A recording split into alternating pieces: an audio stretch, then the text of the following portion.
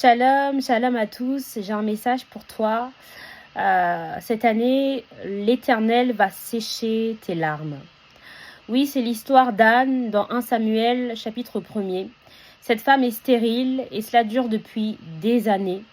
Elle a un mari du nom d'Elkana et qui a 2 femmes, dont Anne, et la seconde se nomme Pénina.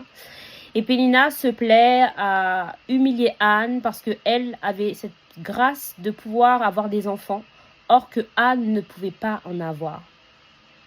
Et Anne était dans un chagrin, elle était vraiment dans une tristesse profonde. Elle était vraiment même dans un état de dépression. Elle pleurait, elle ne mangeait point. Elle était inconsolable. Et pourtant, Anne a continué à monter à la maison de l'Éternel. 1 Samuel chapitre 1er verset 7 nous dit « Il en était ainsi chaque année.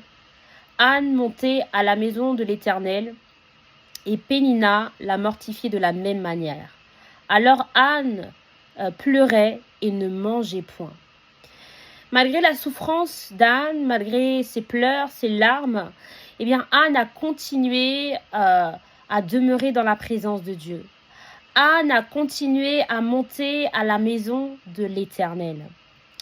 Et aujourd'hui, je veux te dire que rien ne t'empêche de prier Dieu, que rien ne t'empêche de demeurer dans la présence de Dieu. Parce que c'est là le piège du diable. L'ennemi veut que tu arrêtes de prier. L'ennemi veut que tu abandonnes la main de Dieu parce que tu n'as pas encore été exaucé.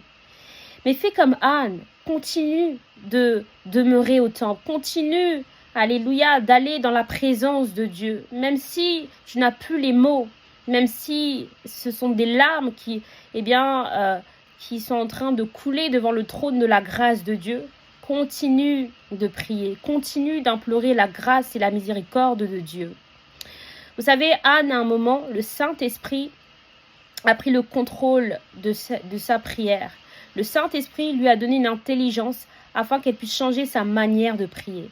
Et dès que Anne a fait un vœu à l'Éternel, en consacrant par la foi le Fils que Dieu allait lui donner, eh bien sa prière fut exaucée. L'Éternel exauça Anne et son visage ne fut plus le même.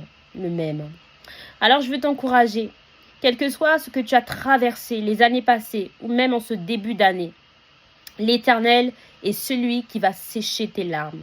Même si cette situation perdure et dure et a duré tant d'années, oh, et tu n'en vois pas la fin, sache qu'il y a un temps où l'Éternel va t'exaucer.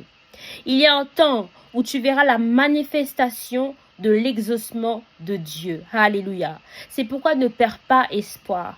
Quel que soit le domaine de ta vie où tu attends l'intervention de Dieu, où tu attends le miracle de Dieu, j'aimerais te dire, n'abandonne pas la main de Dieu parce que Dieu est sur le point d'agir dans ta vie. Amen. Sois béni. Amen. Si tu es béni, partage. Alléluia. Shalom.